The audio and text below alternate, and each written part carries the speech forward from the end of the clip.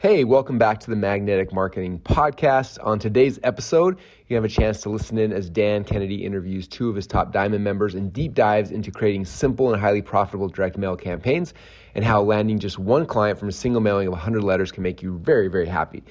During this interview, there's a lot of really cool things that come up, like, for example, what percentage of response from direct mail should one expect? Questions about what things are working the best, and a whole bunch of other really cool things. So hopefully this will give you ideas as you are creating and crafting your direct mail campaigns. So with that said, I hope you enjoyed this episode of the Magnetic Marketing Podcast. I don't think there's anybody that has had a bigger impact in the field of direct response than Dan Kennedy. The legend of Dan Kennedy should be ignored at your own peril. They're not really lessons, they're kind of laws that you live by. Dan opened my eyes to what small business marketing looks like. Dan teaches strategic direct response that is timeless. His ripple effect touches people who don't even know his name. The world as we know it was changed because Dan Kennedy became obsessed with marketing.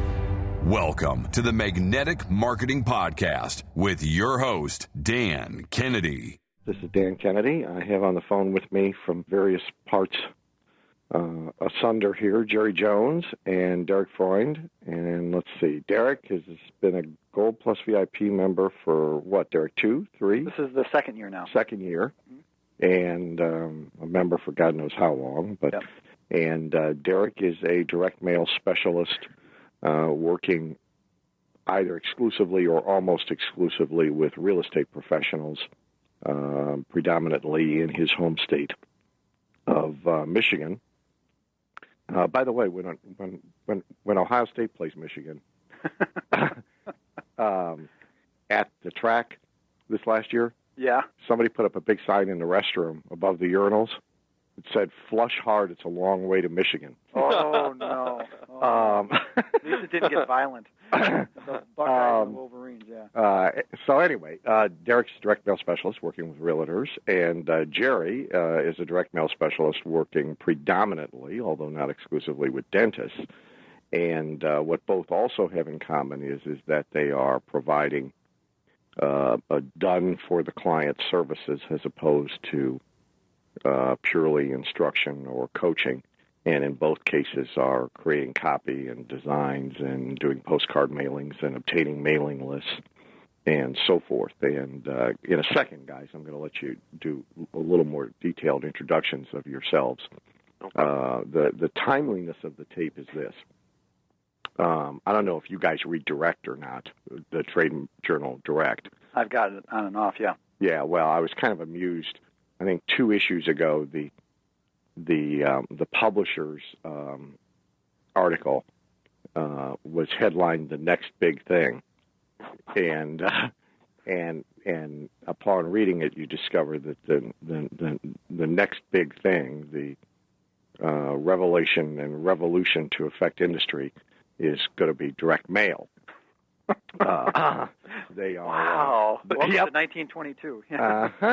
They are discovering this as other media is being taken away from them left and right. And so apparently the next big thing in business is going to be what we all have been using as our mainstay for a long period of time. And given that there are a lot of changes affecting a lot of businesses, I just spoke this week to the International Cemetery and Funeral Association, which that's a lively bunch. I was about to. That's absolutely, a very lively bunch. The predominant color, as you might imagine, is gray. It's not black. Clothing, facial tone. I should be careful because some of them are new gold members. But their business is one of the many severely affected by do not call. And especially the pre-need portion of the business where they're actually in the insurance business.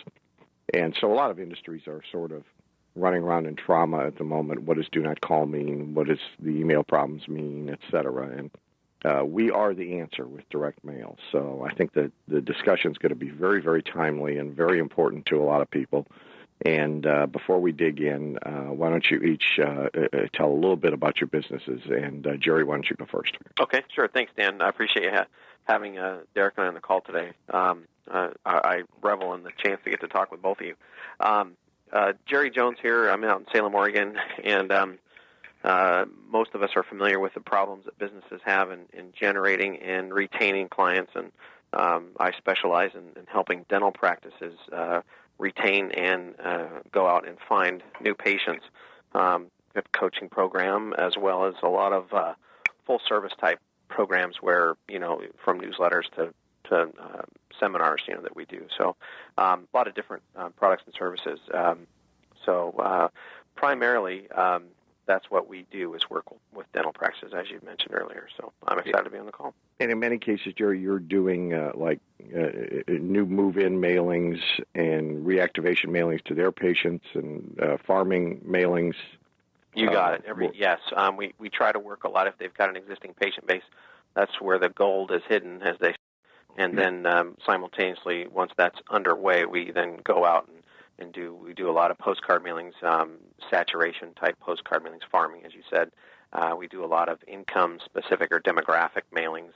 We do postcards, bifold mailers. I mean, the gamut, lumpy mail, as it's called, and so quite a few different things. Great. Okay, Derek? Well, again, it's Derek Freund, and my company's Randolph Miller, and we're based about 35 miles outside of Detroit. And our niche, is, as you said, is the residential real estate agent. And Jerry and I have spoke at length in the past in the similarity of our businesses, in that both our clients, his dentist and mine realtors, are both, they're high-ticket items. I mean, every client is worth, from $2,000 to maybe $10,000, $15,000 lifetime value, perhaps more. So theoretically, the clients should have the money to be able to invest in getting the new client and getting somebody on their train, their money train. It's unique. I've been studying your material, and not to turn this into a big Dan Kennedy testimonial, but my business really turned around 5 or 6 years ago from losing money to being profitable using this principle. So I'm happy to give a chance to give back to this community. But the challenges that we both face is, or what I'd like to offer is that we both sell the direct mail services, but we also utilize them. And direct mail is so important, but it's also not the only delivery mechanism. Sometimes people can, drop packages off manually. I'll have 40, 50 letters at a time, UPS to a specific sales office, because there's 40 or 50 agents there. Some of your clients may be able to have a skyscraper if they're selling men's clothing or financial services.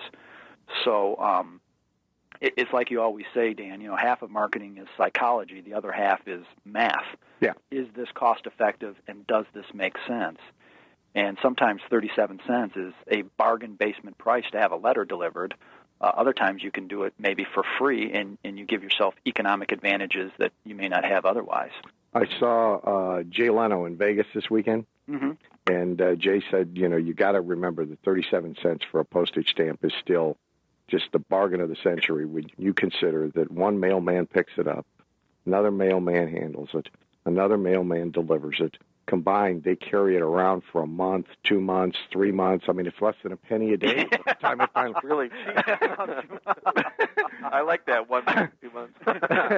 The storage fee is... Yeah, exactly. Yeah, it's really a bargain. All right, well, look. Let's start with costs, because, when you talk to business owners about direct mail, there's often the immediate...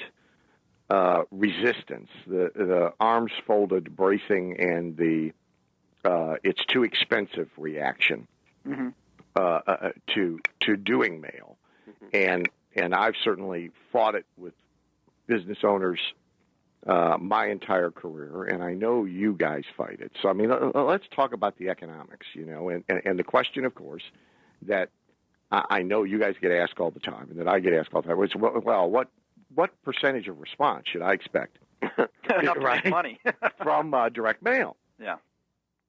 And so what's the answer? I mean, people are sitting out there trying to decide if they're going to spend the money, and if they're going to do direct mail programs, and they're going to ask, what should I expect? Well, Derek, I'll go first. It's all based on what you're spending.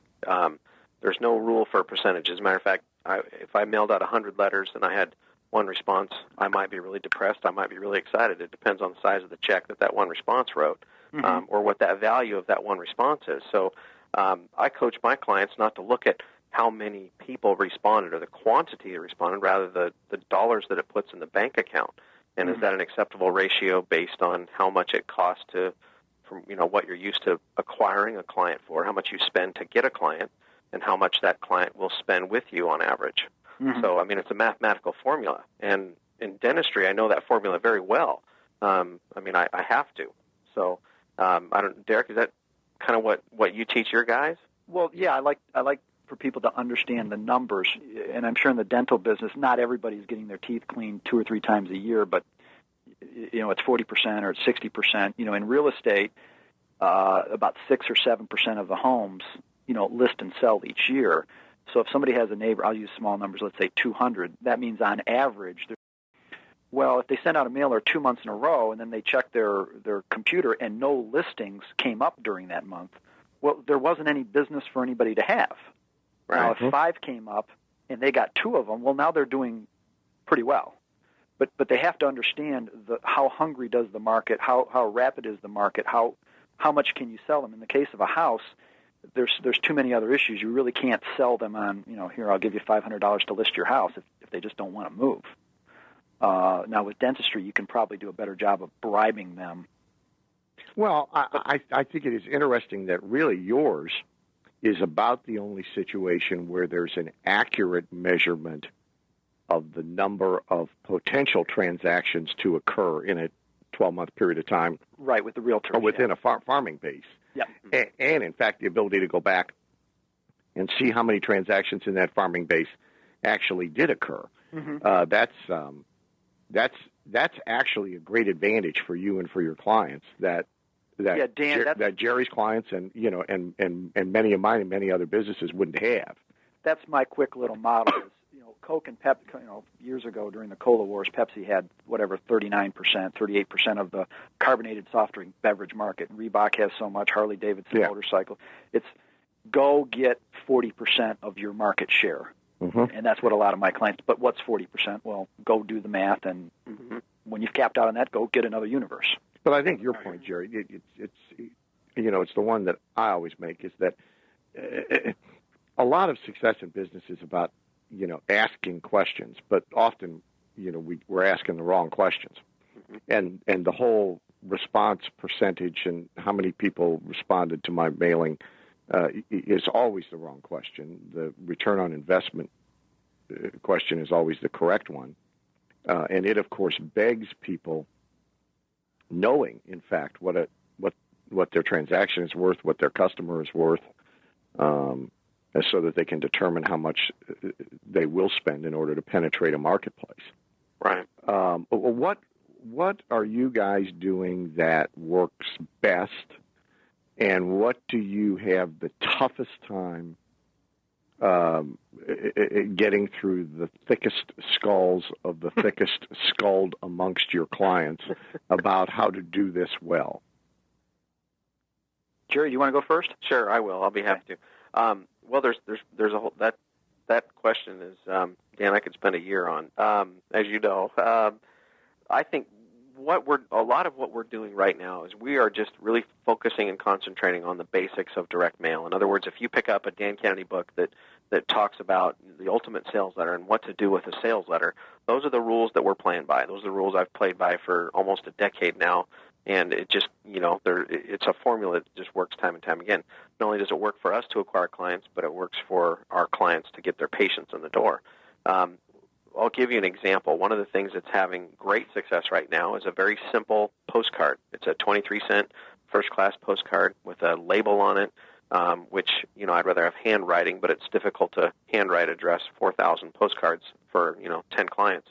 But just a simple label. They're sent almost to a saturation situation. In other words, we'll pick, the closest 1,000 people to the dental practice, to the office address that match 30,000 and up income. In other words, they have... Okay, so you're doing basically geography and demographics. You got it. Yep. And pretty simple demo. Very simple. Yep. We're not merging and purging lists, acquired from 10 different sources or anything like that. We're making the assumptions that, if there's a body within a distance that has a heartbeat, they're going to need dental care at some point in time. And the idea is to be in front of them when they have that need, or if someone in the family has the need. Speaking to what I have the most difficult time conveying to clients is... Well, let me hold you there for a second, because I just want to make sure everybody gets it. So you're taking 1,000 prospects selected by proximity to the business and by one categorization, which is income, household income. And then you're mailing them the same postcard 4 times. Well, if we can get that far with the client, and that leads right there into we go. Okay, here we go. That leads to the next problem. Yeah, here we go. Now, the guys that get this point, that actually have sat down and listened to what we're trying to teach them, are the guys that are mailing every month the same postcard, maybe varying color, and maybe occasionally varying an offer. The thing that I have the hardest time getting through is if this postcard generates a sufficient ROI. In other words, I mean, if it's going to bring $2.50 in for every dollar you spend, which we tell them to measure it in a 30-day time frame. Because with a dental practice, you get a phone call, you schedule the patient, you might not see the money from that for a week. Yeah. Right? So you can't measure it, in days. You got to measure it in terms of 30 days or so. So if in 30 days you bring in $2.50 for every dollar you spend on the postcard, I would consider that a home run. And the only question I have for the doctor is, how many patients do you want, and how soon can we mail the next batch? Because you're getting a killer return on investment. Well, the doctor says, well, I only had 3 patients from that, or I get the comment, oh, well, we only had 2 calls. Well, no, you had 5 calls because we were 3 of them calling you, posing as a patient to make sure that you guys are recording the calls. That's a whole other problem in and of itself. But it's if it works once at 2.5 times ROI, let's mail it again, and let's mail it again until it breaks even, and then we'll retool. But that's the single hardest thing that I think that's the hardest job I have, is conveying that if it works once, it's going to work again, and let's just keep mailing it.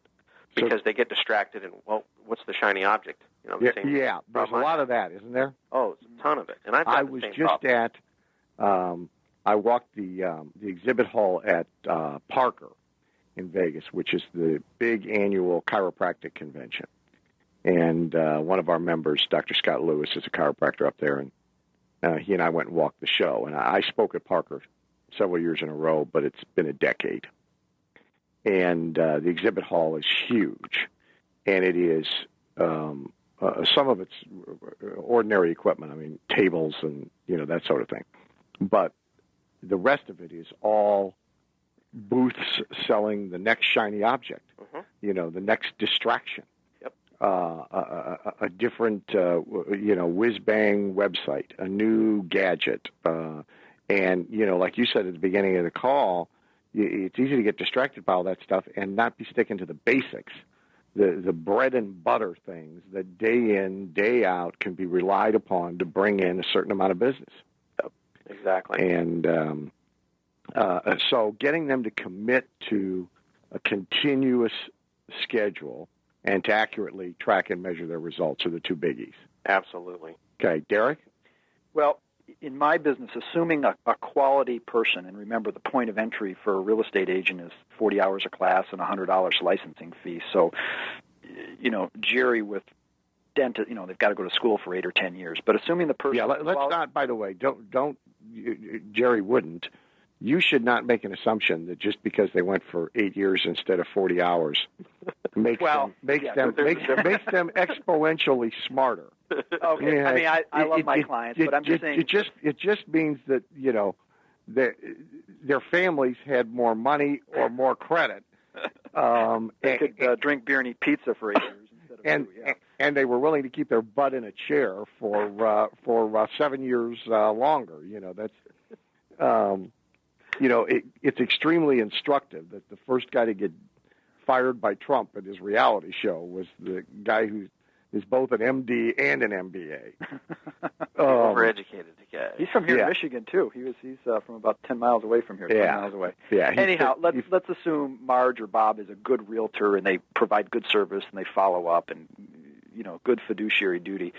Nothing beats the sphere of influence list. And years ago, Joe Girard in his book talked about everybody knows 250 people, and Now, there's all sorts of other sexy programs I can have with apartment complexes and such, but if somebody has their friends and family and they just do a good job servicing them, that has the highest return on investment, much like a business having a house list of repeat clients. So do you try and get them to build and turn over to you a warm list then Totally. of their 250 I contacts? A lot of breath, and I produced a lot of these tapes and CDs just to get people to do it.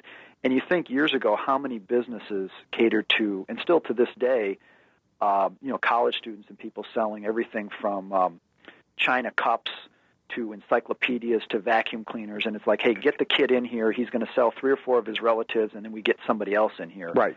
This is just a higher professionalism. Get your friends in here, and in today's market in real estate, selling $1 million is worth of real estate is now typically only maybe 4 homes, maybe 2 homes in some areas. $250,000 a piece, $500,000 a piece for a home, and you do 4 transactions a year. They're $30,000 underway, and they do a few other things right, and they're actually making a living. By the way, as an aside, it always surprises me how many localized businesses, restaurant, dry cleaner, shoe repair shop, auto repair, these kinds of businesses, if you ask the owner if they're doing this, if they've put into their database their own warm list of family, friends, neighbors, people they do business with, who do you know and who knows you?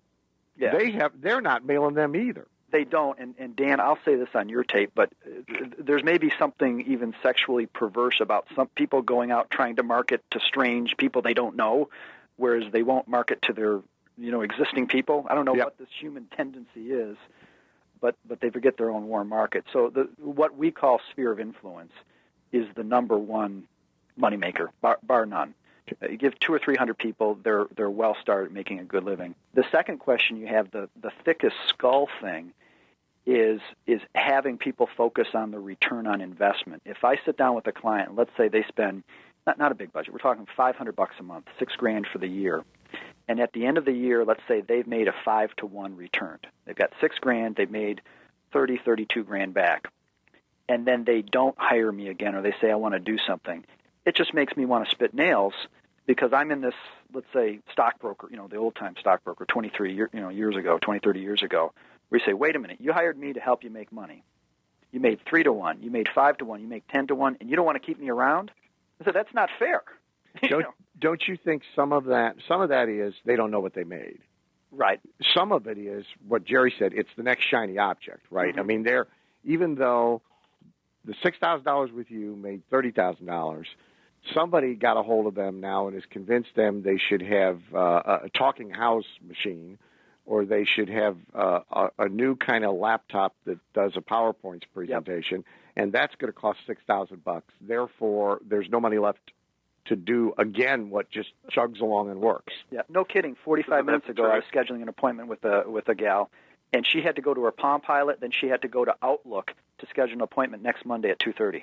Yeah. I mean, she's got $500 in software and $500 in a Palm Pilot to schedule an appointment that a piece of, a daytimer could do for $50. So yeah, it's a real problem in I'm sure all professions. Yeah. By the way, when you visit with her, feel free to quote me that there's this thing called a pencil and a calendar, and the gas station will give her the calendar for free. So you're out for about 25 cents. Yeah. No, as you go to a convention, when you take all the money that people spend in software, and hardware, and you say just spend it in paper and ink and postage, you're so much further ahead. Yeah, can I just add one more thing to this, because this is how asinine, this is how out of control it's getting in the dental industry. I just literally funded a practice here in Salem. My partner and I are starting up. We spent less than $100,000 to get this office open. Okay, I have a client in Colorado who has spent over $800,000, and I'm willing to bet my production from our office, or the production from that office that we have, will be higher than his by year's end. Well, I'd be willing to bet on it too. Mm-hmm. And further, in the business startup category, I mean, that's the axiomatic deal of we spend all our money on the store or the office, the furniture, the computers, all of the assets that hold money captive, and we have no marketing budget left. Right. And I mean, that's probably describes a third of all the startups, in America. Oh, I'm sure that's conservative. Yeah.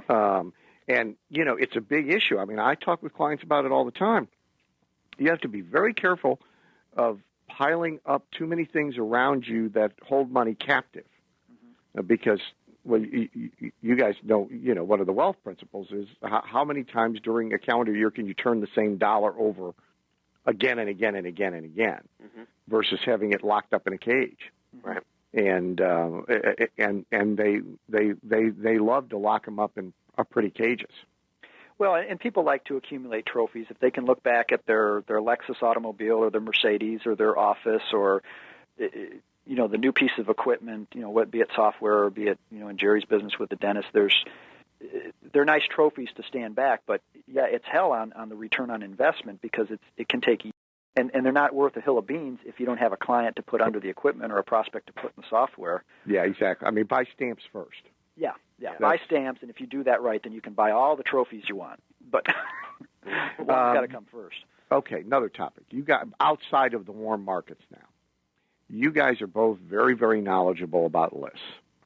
And I continually harp on the fact that, especially at the local merchant level, their sort of stubborn ignorance about lists and refusal to get very sophisticated at all. I mean, we lost a handful of people a few minutes ago with geography and demographics.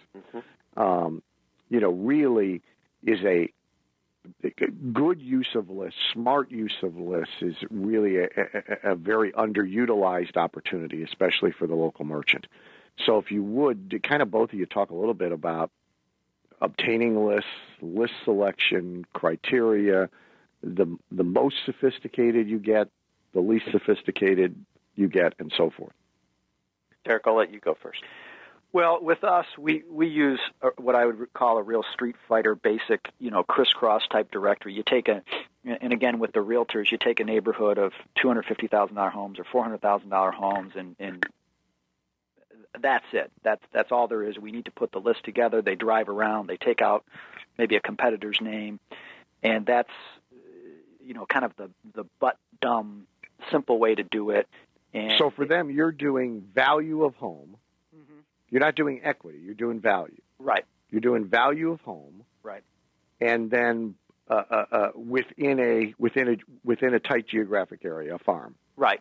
What's probably the real estate business invented, and now a number of other industries, a farm, a square geographic mile, a specific, Pine Creek Woods subdivision or whatever, Shenandoah West, whatever the heck it may be called. Planting the seeds and it would work for carpet cleaners and realtors and dentists, et cetera. Do you ever get any more selective than that?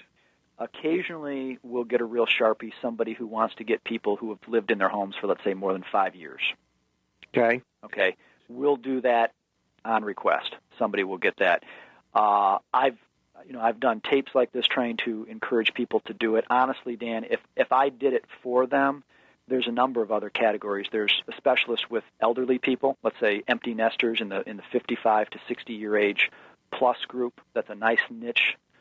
So the point is, I mean, there's a lot of things they could do that you would recommend they do. Oh, I got a whole list. You just can't get them to do. Harley Davidson motorcycle riders, pedigreed dogs, horse lovers, former police officers, former nurses. I mean, pick the vocation, avocation list, and let me take a realtor and put him or her on the back of a horse and say the horse lover's realtor or a Harley Davidson motorcycle, and we're going to have a gangbusters program.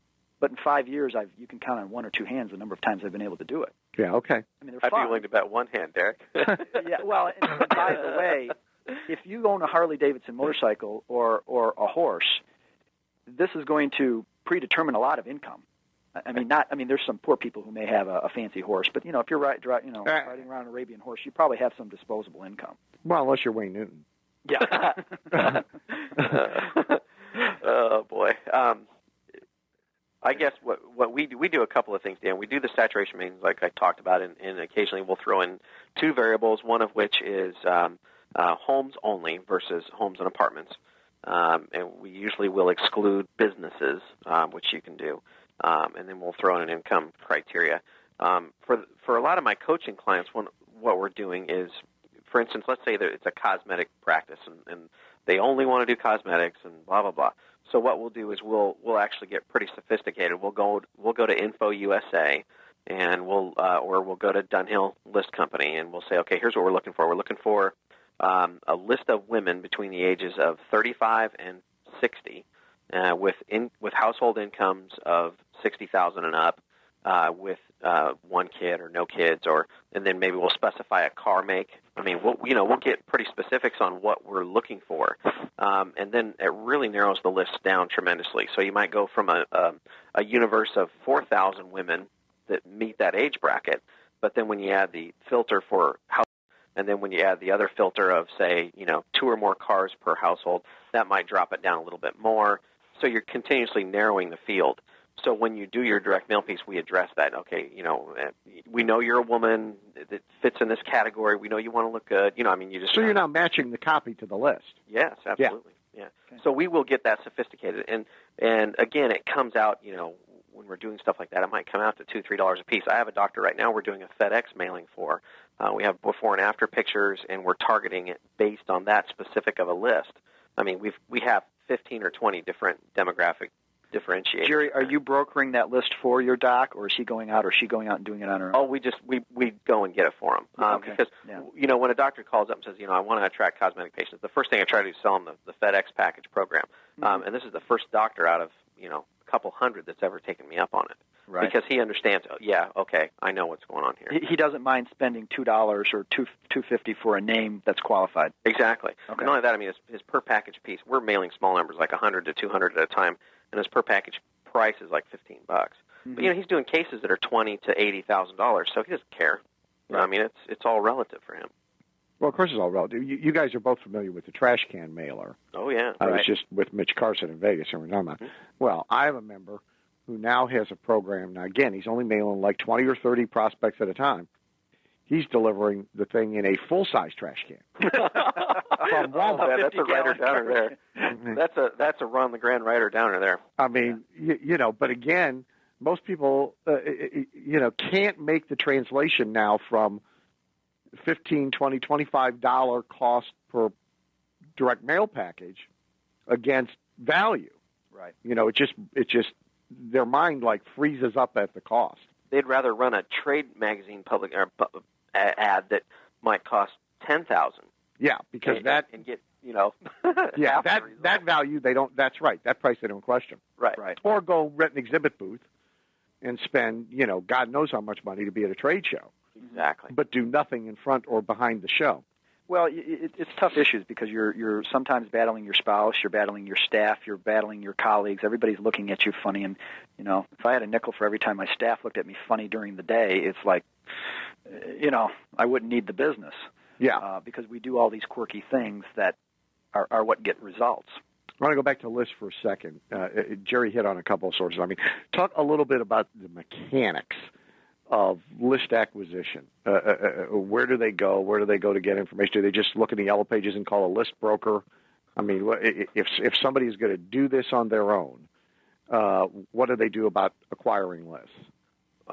Dan, for me, that's kind of paramount to who do you use for an attorney or an accountant, because list selection makes or breaks your marketing. I mean, if you're not going to a house list, which neither Derek or I talked about, but given the choice, we'll always go to a house list first, a warm market. But going to a cold market like that, if your list isn't a qualified prospects, then your mailing, every penny you spend is wasted. In other words, if you're mailing to people, if you're an implant guy and you're doing dental implants and you're sending a mailing list out to 20-year-olds, bad news. Or if you're a guy you're a pediatrician who works on children and you're sending it out, mailing out to 50 plus, bad news. Right. So so you have to have like you said, the basics down. And I would always tell people, if you're looking for a source to rent names from, get a referral from somebody who has a background and it has a long track record with the company. We've not the situation where we've used this company once and they the list was good. No, how many times have you used the company and over how many years? And do you have a good solid contact there? Like Dunhill International, I've used them for going on a decade, and I know they've been around 50, 60 years, and they're good, and they offer everything that Info USA does, except for its personalized service instead of a computer. That's who we usually refer people to, or Good. we buy them ourselves. Good. Derek, you want in? I really don't have that. Going to the broker market, again, we're doing it based on information we're getting from the public resources directory or directly from the clients. So I don't have a good recommendation other than we've used Info USA and Melissa Data, and they're as good as mediocre as. Yeah, when you say public records, though, so you're pulling some data yourself by going to what? To a crisscross directory? Yeah, crisscross directory or a white pages directory.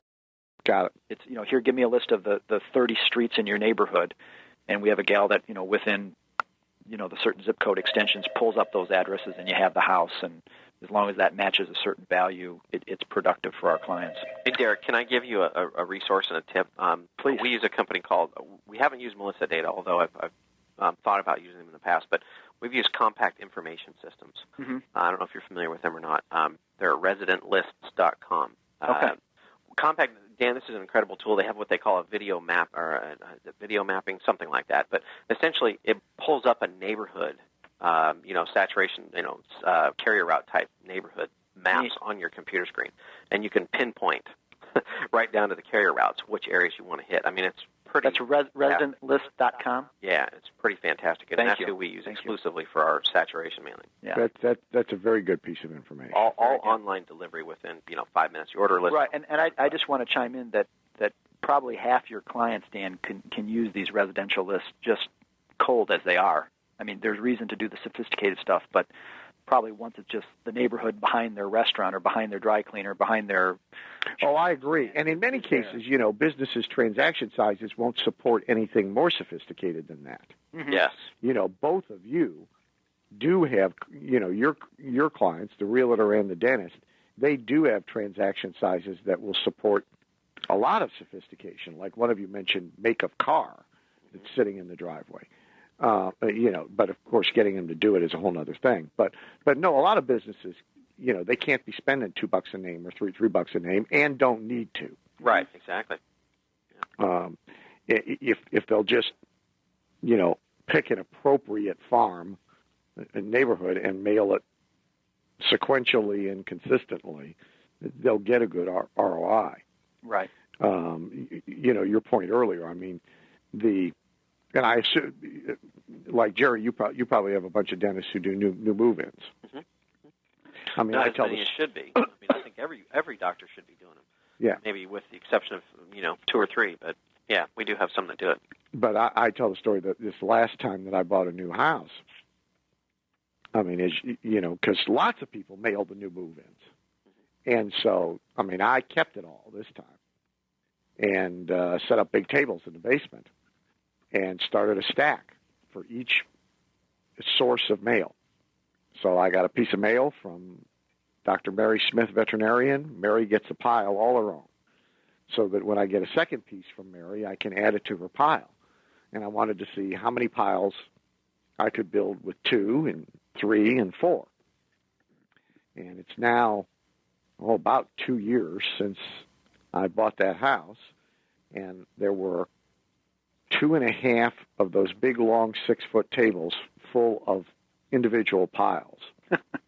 Wow. So there was a lot of first pieces of mail. Mm-hmm. A lot of mortgage companies, a lot of banks, a lot of veterinarians, a lot of dentists, a lot of chiropractors, car dealers, local restaurants. Out of all of them, I've been able to put a second piece of mail from anybody on 4 and a third piece of mail from somebody on 1. Right. The rest of them sent one piece, one time, and that's it. Mm-hmm. The person mailed out 3 times was probably a client of yours. Not by the quality of the mail. I hope not. I didn't cross-reference. I didn't actually check. I hope not, because what he was sending was terrible. Yeah. But as a matter of fact, still, I did do business with him. Mm-hmm. Well, Dan, if I can just interject, it's like you say often, and I'll mess up the quote here, but, in the land of the blind, the one-eyed guy is king, something like that, right? Close enough. But, in this market, if somebody's looking for a veterinarian, you're not getting deluged with veterinarians, and if the person sends out a tacky little cheapy thing and you still need to have your cat neutered or spayed, you'll accept that. So, consistent it's the Woody, is a whole lot better than, huh? No, it's the Woody Allen line, that half of success is showing up. Yeah, or 90% of, yeah, exactly. It's just showing up. So it doesn't have to have a perfect headline or a perfect offer. It just needs to get done. And I often tell clients, a manager pulled aside who had great results, and he's saying, well, Derek, we need a folksy newsletter here, and we need this and this. And I said, his name was John. I said, John, look at this like exercise. You got all these women, and somebody comes in, they talk about how great Pilates is, and somebody talks about how great power yoga is, and somebody talks, get your butt on the exercise equipment 3 or 4 days a week, eat a healthy diet, in a year, you're going to be in great shape. You don't need the new shiny piece of thing. No, actually, two juice cans used as weights. Yeah. Replace a lot of equipment. Mm-hmm. But the thing is just doing it. I mean, you can have a $10,000 gym in your bedroom, and if you get on it once, it doesn't matter. A direct mail piece that's tacky or pink or whether you want it pink or not, just do it, and somebody's going to get much better results than the perfect mailer that never gets out. Well, I mean, quite frankly, and don't either one of you take this wrong, and so I'm going to be very careful to clarify it.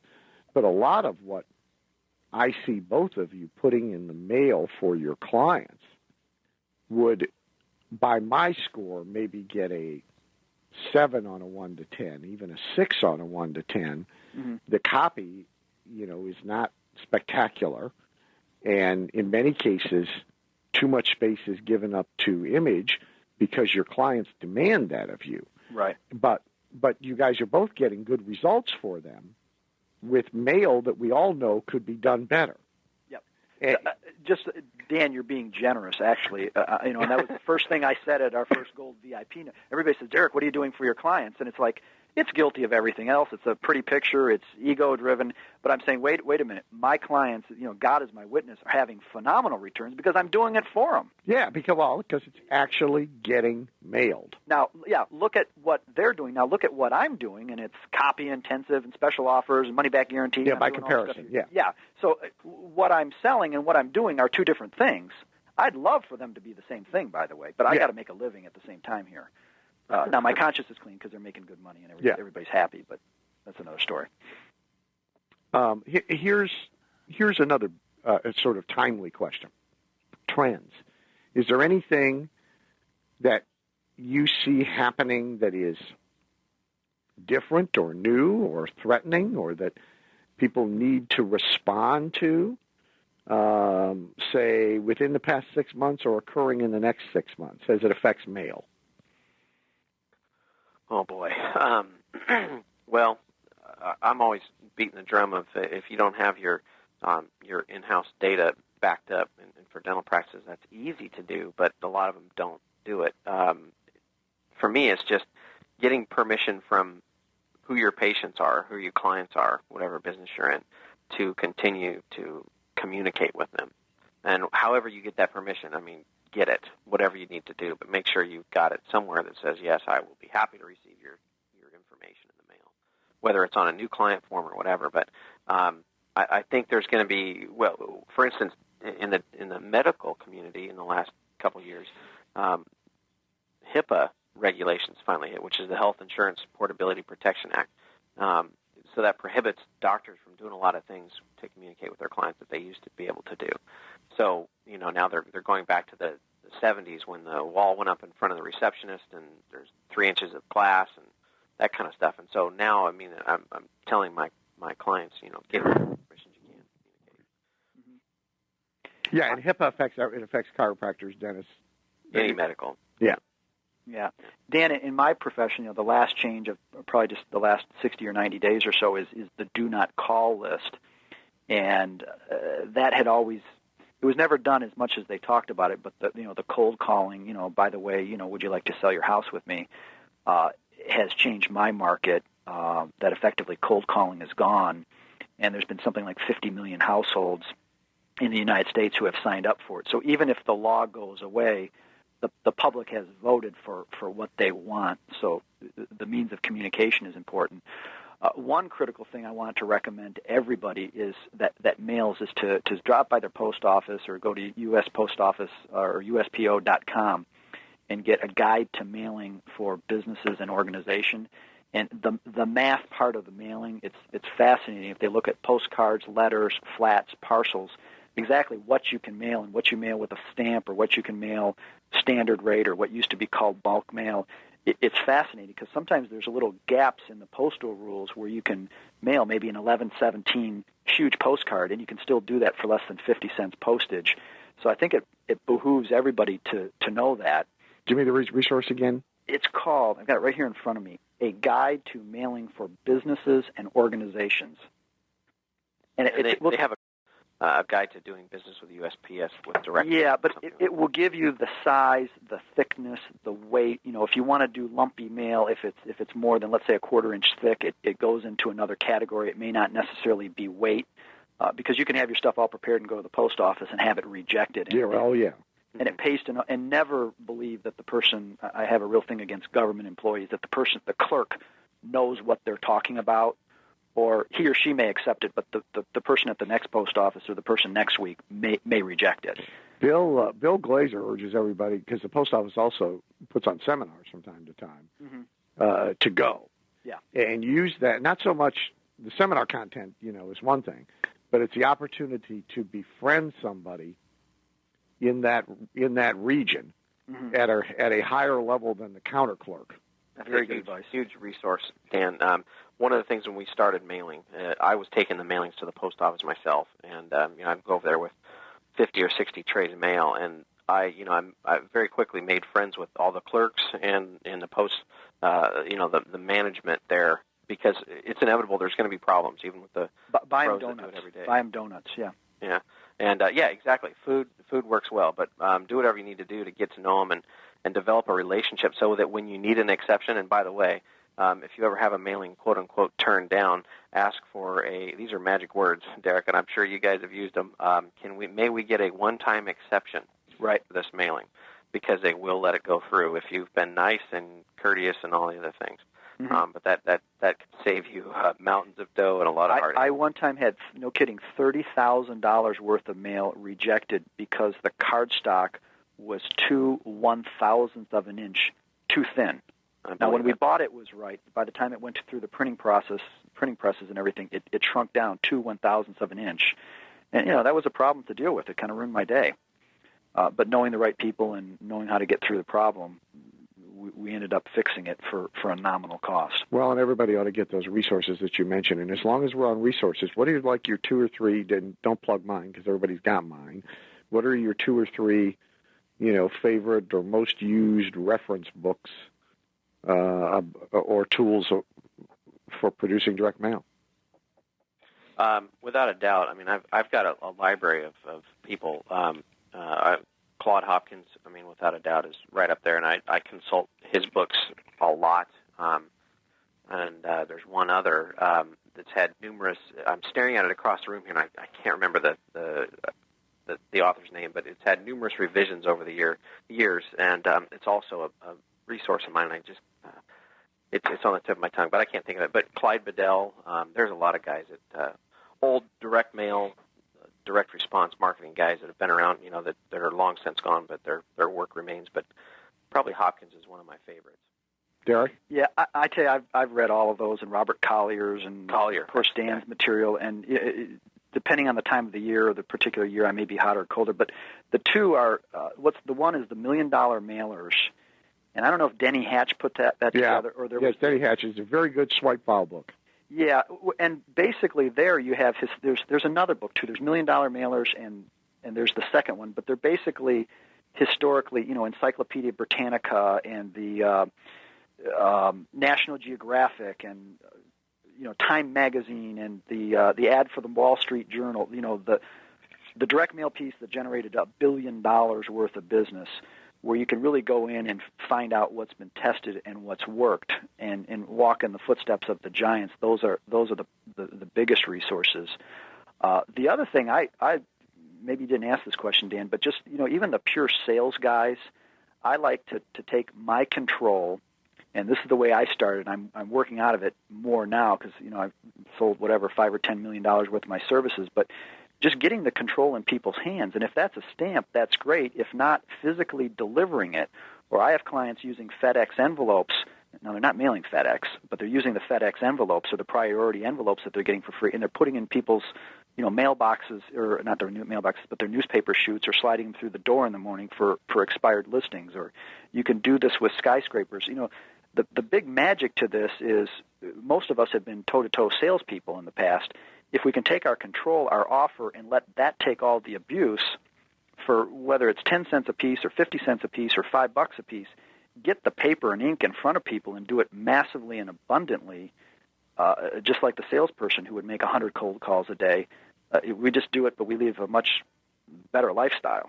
Yeah, Derek, I totally agree with you on those. One of another mentor of mine was get on every single mailing list you can possibly get on, especially the big mailers that are selling a lot of direct response stuff, like the newsletters. The gentleman out of Maryland there that send a ton of newsletters. Phillips and Agora, the two Phillips newsletter and Agora, companies. Dr. David Williams. If a person just got on Dr. David Williams' mailing list, just subscribe one time, you'll never have to subscribe again, and they send you a ton of stuff. There's a lot of really time-tested, proven direct response stuff that comes out of those companies, and you can get an education just through one subscription. And if you see a piece more than once from them, if you get mailed twice within a 60-day period, you can bet that's a control that's working really well, or it's one that they're testing against a control. So there's going to be a lot of stuff there that you can utilize in your own business. Well, and it's sometimes fun. It's like as a kid where there's a song and you change the words to it. We all did this maybe in high school or something, where we put a girl's name in that we know in the song or something, where you take the sales letter and you just put in your pitch. Instead of I've done it with the Wall Street Journal ad, as well as thousands of other people, where, on a clear sunny day, 2 realtors passed their pre-licensing test. Interesting. 5 years later, they meet at their annual convention. Both have nice families, both this. Well, one makes $1 million a year. The other one is struggling. Well, what makes the difference? Well, 5 years ago, somebody called Derek at Randolph Miller, and so, you take these classics and we just adapt them for ourselves.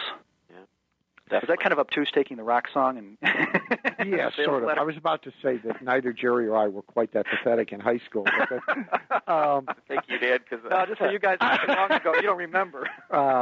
We apparently had cars. See, if you have a car, then it gets easier, Derek. Okay.